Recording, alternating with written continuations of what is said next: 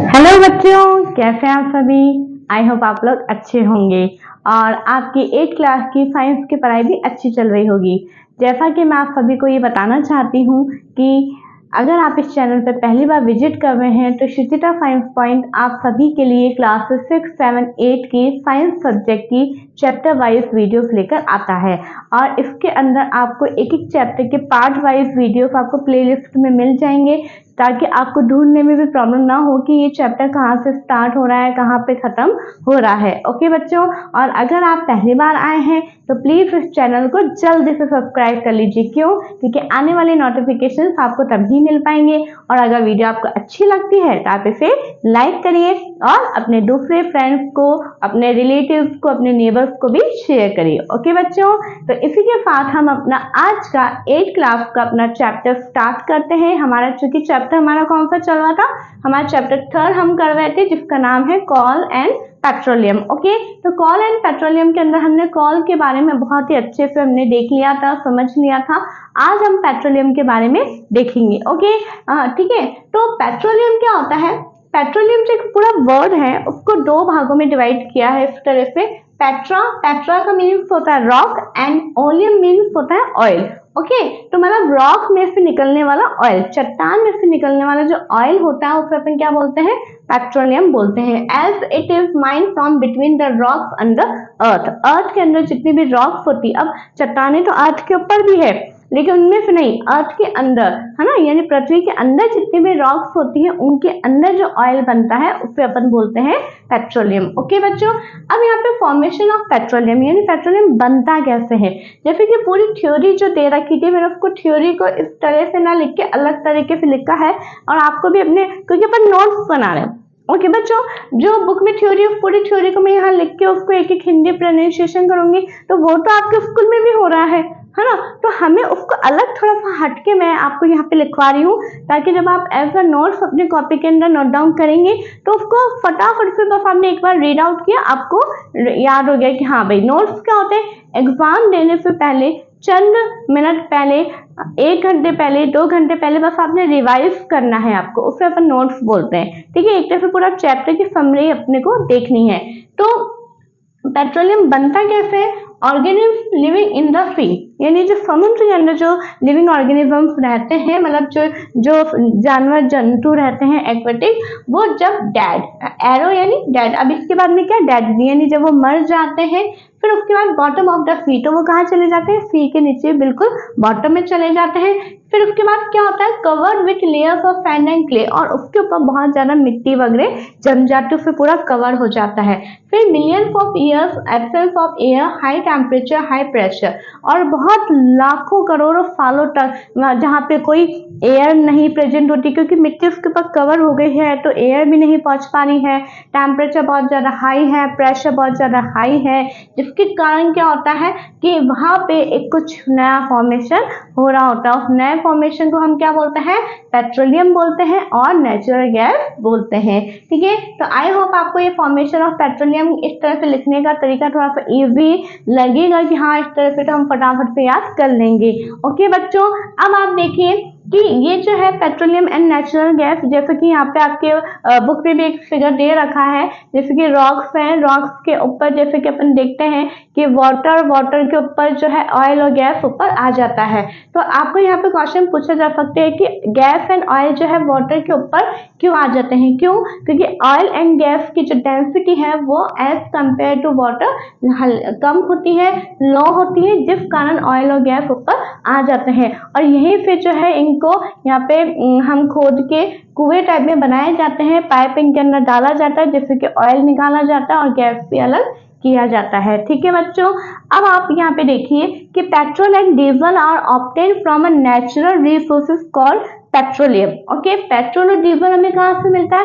एक natural resources जिसे हम बोलते हैं पेट्रोलियम, उसी से ही पेट्रोल और डीजल मिलता है। अब आप देखना कभी, ये अभी तक आपने अगर गौर नहीं किया तो अब करना कि जब कभी आप पेट्रोल पंप पे जाते हैं तो वहां पे कोई पेट्रोल पंप के ऊपर लिखा हुआ था पेट्रोलियम, तो वहां पे पेट्रोलियम का लिखने का मतलब क्या है कि वहां पे पेट्रोल और डीजल और गैस सब चीजें वहां पे अवेलेबल होती हैं। ठीक है, तो पेट्रोलियम से ही मतलब होता है कि जिसके अंदर हमने क्या देखा था कि पेट्रोलियम क्या एक ऑयल है, है ना। यहाँ पे थोड़ा सा आप समझिए कि पेट्रोलियम क्या एक ऑयल है, उस ऑयल में से हम पेट्रोल को अलग करेंगे, डीजल को अलग करेंगे, इस तरह से अलग अलग चीजें करेंगे। ओके ठीक है। तो अब पेट्रोल जो है वो किन के लिए, आपने देखा होगा कुछ गाड़ियों में पेट्रोल यूज में आता है, कुछ में डीजल यूज में आता है, ऐसा क्यों?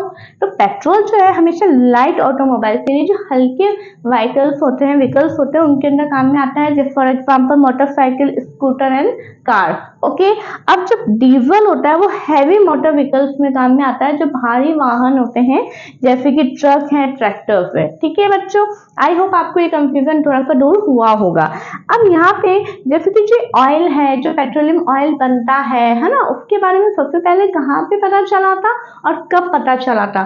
सबसे पहले 1859 के अंदर वर्ल्ड का, पूरे विश्व का सबसे पहला ऑयल वेल यानी तेल का जो कुआं था, है ना, इसको अपन कुआं इसलिए बोल सकते हैं क्योंकि एक जगह जहाँ पे वो चीज अवेलेबल होती है जमीन के अंदर, तो अपन उसको वेल बोल सकते हैं। ठीक है, तो वो कहाँ पे, पेनिसिल्वेनिया जो कि यूएसए में है, 1859 में पता चला था। उसके बाद में 1857 के अंदर आसाम के माकुन एक जगह है, वहां पे मिला ऑयल। उसके बाद में जो है इंडिया के अंदर आज हम देखते हैं ऑयल हमें कहाँ कहाँ मिलते हैं, आसाम, गुजरात, मुंबई और Godavari and Krishna river basin के अंदर हमें ऑयल मिलते हैं। ठीक है बच्चों, अब यहाँ पे देखिए कि अपन ने देखा कि इस चट्टान के अंदर एक ऑयल है।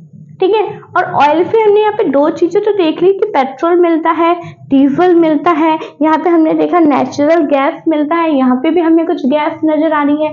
तो मतलब इस एक ऑयल के अंदर बहुत सारी चीजें मिक्स हैं। तो एक ऑयल में से बहुत सारी चीजें को हम कैसे अलग अलग करेंगे, हम उसे रिफाइन करके, मतलब उसको क्लीन करके, उसको साफ करके उनमें से अलग अलग चीजों को हम निकालेंगे।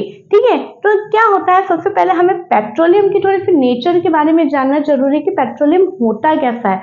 तो it is a dark oily liquid, ये एकदम डार्क कलर का ऑयली लिक्विड होता है, लिक्विड फॉर्म में होता है। It has an unpleasant order, और जो इसमें से स्मेल आती है, ऑर्डर मीन होता है गंध यानी स्मेल, जो कि इसमें स्मेल होती है वो बिल्कुल भी अच्छी वाली नहीं होती है। It is a mixture of various constituents such as, ये बहुत सारे कॉन्स्टिट्यूएंट्स से मिलकर बना होता है, जैसे petroleum gas, petrol, diesel, lubricating oil, paraffin wax etcetera. ठीक है, पैराफिन वैक्स एक्सेट्रा। ओके बच्चों, अब ये लुब्रिकेटिंग ऑयल क्या होता है, आप देखते हैं जो ये चिकनाहट उत्पन्न करने वाले ऑयल होते हैं, जैसे कि अपन जो मशीन के पार्ट्स होते हैं उनके ऊपर ग्रीस ऑयल इस तरीके से लगाते हैं ताकि वो चिकना रहे। ठीक है, तो वहां पे उनको बनाने में ही लुब्रिकेटिंग ऑयल काम में आते हैं। ठीक है, वैक्स अपन जानते ही हैं। तो ये सारी चीजें मिलके जो है पेट्रोलियम बनता है। अब इनको अलग करने का जो प्रोसेस होता है उन्हें हम क्या बोलते हैं, रिफाइनिंग बोलते हैं। ठीक है, क्या बोलते हैं, refining. The process of separating the various constituent fractions of petroleum is known as refining. ठीक है, और ये पेट्रोलियम रिफाइनरी के द्वारा होता है, मतलब एक वो प्रोसेस जिसके द्वारा अलग अलग कॉन्स्टिट्यूएंट को सेपरेट किया जाता है फ्रैक्शंस के हेल्प से, तो उसे अपन क्या बोलते हैं, पेट्रोलियम रिफाइनिंग बोलते हैं। और ये पेट्रोलियम रिफाइनरी के माध्यम से होता है। ओके बच्चों, आई होप आपको ये पेट्रोलियम का टॉपिक थोड़ा सा समझ में आया होगा। इसके आगे का हम टॉपिक और देखते हैं, इससे पहले आप इसका स्क्रीनशॉट ले लीजिए और ये नोट्स लिख लीजिए कॉपी में। ओके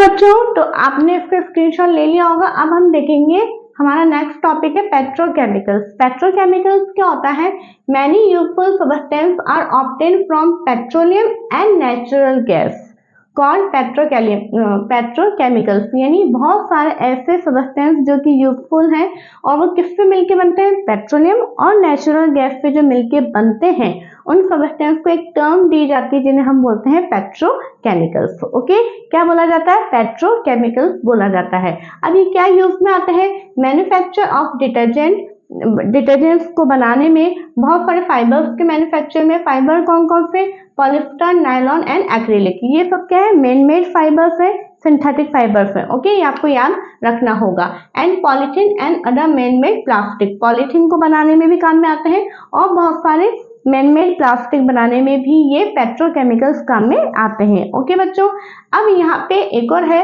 कि H2 गैस यानी हाइड्रोजन गैस जो है ऑब्टेन फ्रॉम नेचुरल गैस, किससे बनती है? नेचुरल गैस से बनती है। और ये hydrogen gas it is used in the production of urea, और ये हाइड्रोजन गैस यूरिया के प्रोडक्शन में काम में आती है। Due to its great commercial importance, यानी इस पूरे पेट्रोकेमिकल्स के, पेट्रोलियम के, नेचुरल गैस के इतने ज्यादा हम यूजेस देख रहे हैं, जिसके कारण हम इसको क्या बोलते हैं? ब्लैक गोल्ड यानी काला सोना भी बोलते हैं। ठीक है, पूछा जा सकता है आपसे कि ब्लैक गोल्ड किसको बोला जाता है, तो आपका आंसर क्या होगा? पेट्रोलियम। यहाँ पे आप पेट्रोलियम ही नहीं बोलोगे, आप इसको क्या बोलोगे? पेट्रोकेमिकल्स को। ओके, आगे चीज समझ में, और भी बहुत सारी जो चीजें हमने देखा था, एलपीजी है। एलपीजी जो है लिक्विड पेट्रोलियम गैस, इसकी फुल फॉर्म भी आपको याद करनी होगी, लिक्विड पेट्रोलियम गैस, यानी जो वो पेट्रोलियम गैस जो कि लिक्विड फॉर्म में हम सिलेंडर के अंदर भरते हैं, उन्हें हम क्या बोलते हैं? Liquid petroleum gas. और ये फ्यूल के रूप में काम में आती है। पेट्रोल जो है व्हीकल्स में तो काम में आता ही है, लेकिन ये ड्राई क्लीन जो कपड़ों पे की जाती है उसके अंदर भी काम में आता है। ठीक है, उसके बाद कैरोसिन है, वो स्टोव और लैम्प के अंदर हम देखते हैं मिट्टी का तेल, जिसे अपन आम भाषा में बोलते हैं, वो यूज में लिया जाता है। बिटुमिन जो है वो पेंट में और रोड सरफेसिंग के अंदर भी काम में लिया जाता है। डीजल है वो व्हीकल्स में तो काम में आता ही है, साथ में इलेक्ट्रिक जनरेटर के अंदर भी काम में लिया जाता है। ठीक है बच्चों, ये कुछ यूजेस है, आपके बुक में टेबल जो पूरी बनी हुई है उसको शॉर्ट फॉर्म में मैंने यहाँ पे लिखा है, वो मेन आपको याद करना है। ठीक है, अब हमारा लास्ट टॉपिक आपके इस चैप्टर का आता है, वो है हमारा नेचुरल गैस। तो नेचुरल गैस क्या होता है? इट इज फॉसिल फ्यूल, ये भी एक फॉसिल फ्यूल है। It is stored under high pressure as compared natural gas, compressed natural gas. ये क्या है? बहुत ही ज्यादा हाई प्रेशर के द्वारा इसको कंप्रेस करके स्टोर की जाती है, जिसे अपन बोलते हैं कंप्रेस्ड नेचुरल गैस, और इसकी शॉर्ट फॉर्म है सीएनजी। ओके, ये आपको याद करना होगा। ओके, अब सीएनजी की क्या क्या यूजेस है? इन पावर जनरेशन, एक तो पावर जनरेशन में काम में आता है। It is used as a fuel for transport vehicles because it is less polluting. आजकल आप देख रहे हैं व्हीकल्स में डीजल और पेट्रोल की जगह जो है सीएनजी फिटेड भी सिलेंडर आते हैं, जो कार वगैरह होते हैं उनके अंदर, और सीएनजी उसके अंदर भरी जाती है, सीएनजी से गाड़ियां चलाई जाती है। क्यों? क्योंकि सीएनजी जो है वो लेस पॉल्यूटिंग है, इससे बहुत ना के बराबर पॉल्यूशन फैलता है, और एक ये एकदम क्या है, बिल्कुल इजी भी होता है, इस वजह से इसको ट्रांसपोर्ट व्हीकल में काम में लिया जाता है। It is a cleaner fuel, it can be supplied through pipes, और ये पाइप के द्वारा सप्लाई की जा सकती है। फॉर एग्जांपल जैसे कि हम गुजरात के वडोदरा हैं, कुछ दिल्ली में कुछ जगहों पे भी जो है इसको काम में पाइपलाइन के द्वारा इसको काम में लिया जाता है।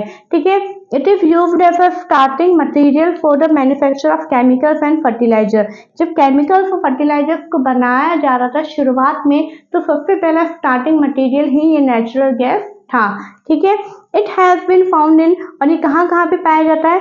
त्रिपुरा, राजस्थान, महाराष्ट्र, कृष्णा गोदावरी डेल्टा, यहाँ पे पाया जाता है।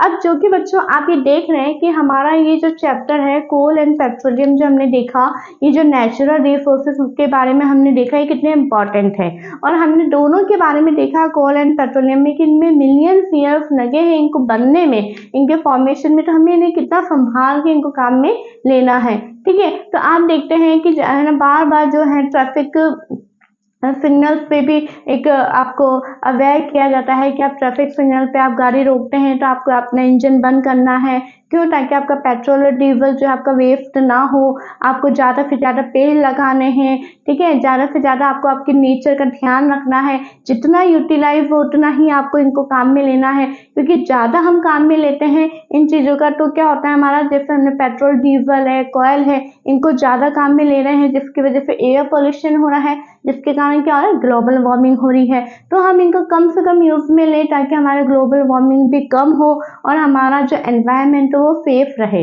है ना। ऐसे आप देखते हैं पीसीआरए जो है हमारा एक ऑर्गेनाइजेशन है, ठीक है, जो पेट्रोलियम कंजर्वेशन रिसर्च एसोसिएशन जो है एक ऑर्गेनाइजेशन जो है, उन्होंने इंडिया के अंदर ये अवेयर किया है कि हम कैसे अपने इन नेचुरल रिसोर्सेज को बचा के रख सकते हैं, क्योंकि हम आने वाली जनरेशन को भी हमें इनको दे के जाना है। हम खुद ही खत्म कर देंगे तो फिर इनको बनने में कितना टाइम लगेगा। है ना बच्चों। तो आपको प्लीज इन चीज़ों को समझना है, और मैंने जो मेन सारे पॉइंट्स हैं जो आपके पूरा थ्योरी में दिया हुआ था उसको इस तरह से पॉइंट वाइज लिखा है, और आप भी इस तरह से पॉइंट वाइज ही लिखें ताकि आपको याद करने में आसानी हो जाएगी। ओके, तो इसी के साथ आज हमारा ये कोल एंड पेट्रोलियम चैप्टर यहाँ पे कंप्लीट होता है।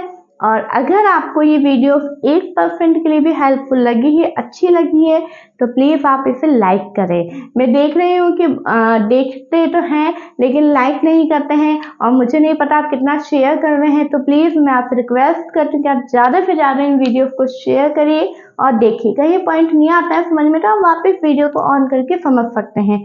ओके, तो इसी के साथ मिलते हैं हम अपनी नेक्स्ट वीडियो में। वीडियो को लाइक करें, शेयर करें, सब्सक्राइब करें। Thank you.